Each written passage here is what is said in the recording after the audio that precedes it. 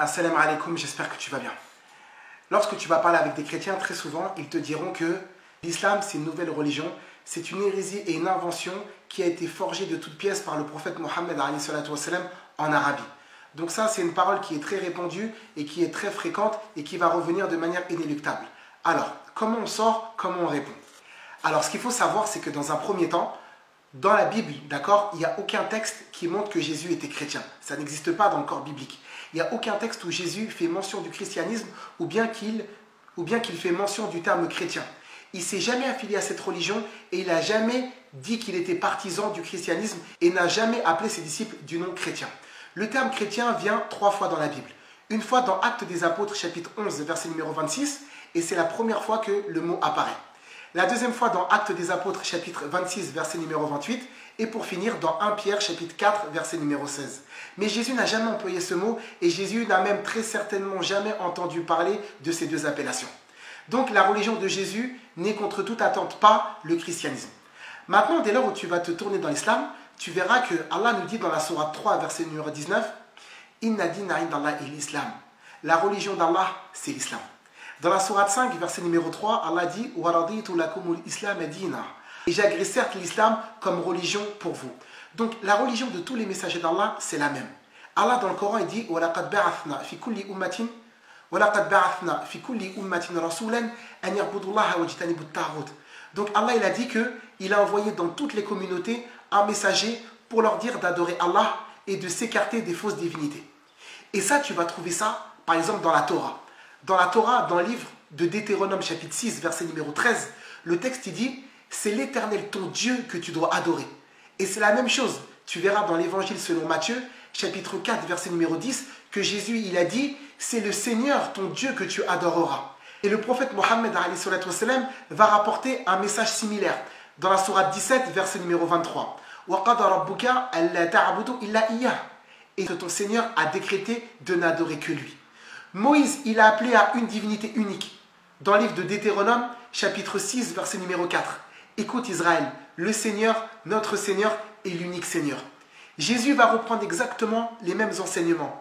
Dans l'évangile selon Marc, chapitre 12, verset numéro 29. « Écoute Israël, le Seigneur, notre Seigneur, est l'unique Seigneur. » Et le Coran va encore confirmer ces notions. Dans la sourate 112, verset numéro 1, « Qul huwa Allahu ahad » dit « Il est Allah l'unique ». Donc dans les 3 livres, tu verras que tous les prophètes ont appelé leur peuple au monothéisme pur. Ils ont tous appelé à adorer Allah l'unique sans associé. Quand tu vas regarder par exemple dans le livre de Exode, dans la Torah, dans le livre d'Exode, chapitre 22, versets numéro 22 et 23, tu verras que c'est formellement interdit de donner des associés à Allah. C'est la même chose que Jésus va reprendre. Dans l'évangile selon Matthieu, chapitre 6, verset numéro 24, Jésus il dit « Vous ne pouvez pas servir 2 maîtres ». Et Allah Azza wa Jal, il a confirmé ça justement. Dans le Coran, dans la sourate 16, verset numéro 51. « Wa qala Allah la tattakhidhu ilahayn ithnayn » Donc c'est exactement la même chose.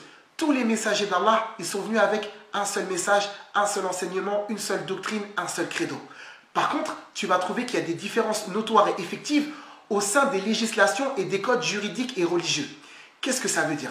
Ça veut dire qu'à l'époque de Moïse, il y avait des lois en vigueur qui ont été abolies par Jésus. Dans la sourate 3, verset numéro 50.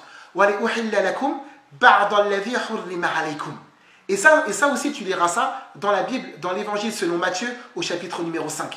Donc Jésus, il a modifié quelques petites règles qu'il y avait à l'époque de Moïse, et le prophète Mohammed, il a apporté des règles juridiques différentes de celles qui étaient en vigueur à l'époque des enfants d'Israël. Mais en termes de religion centrale, ils sont tous venus avec la même chose. Ils ont tous enseigné la prière, ils ont tous enseigné qu'il fallait adorer qu'Allah, qu'il fallait s'en remettre qu'à lui, qu'il fallait l'aimer, placer sa confiance, espérer sa récompense, craindre son châtiment, etc. Donc en termes d'enseignements principaux, les 3 prophètes, ils sont absolument d'accord. Et ce sont des frères en religion, mais ils ont apporté quelques législations juridiques différentes. Donc non, l'islam n'est pas une hérésie, l'islam n'est pas une invention, l'islam n'est pas une nouveauté. Quand tu regarderas dans les textes coraniques, tu verras que tous ceux qui sont passés avant nous étaient des musulmans. Si tu regardes par exemple dans la sourate 3, verset numéro 53, lorsqu'on parle des apôtres de Jésus, un verset similaire aussi se trouve dans la sourate 5, verset numéro 111. « Washhad bi anna muslimun » Donc ils ont dit à Jésus, et sois témoin que nous sommes soumis, musulmans. C'est la même chose dans la sourate 10, verset numéro 84, par rapport à Moussa lorsqu'il avait donné une recommandation aux enfants d'Israël. Le prophète Mohammed, lui aussi est un musulman. Dans la sourate 6, verset numéro 163. C'est la même chose par rapport à Joseph, Youssouf, dans la sourate 112, au verset numéro 101. Donc tous les prophètes d'Allah étaient des musulmans, ils ont tous la même divinité, tous la même religion, ils ont tous ramené le même enseignement.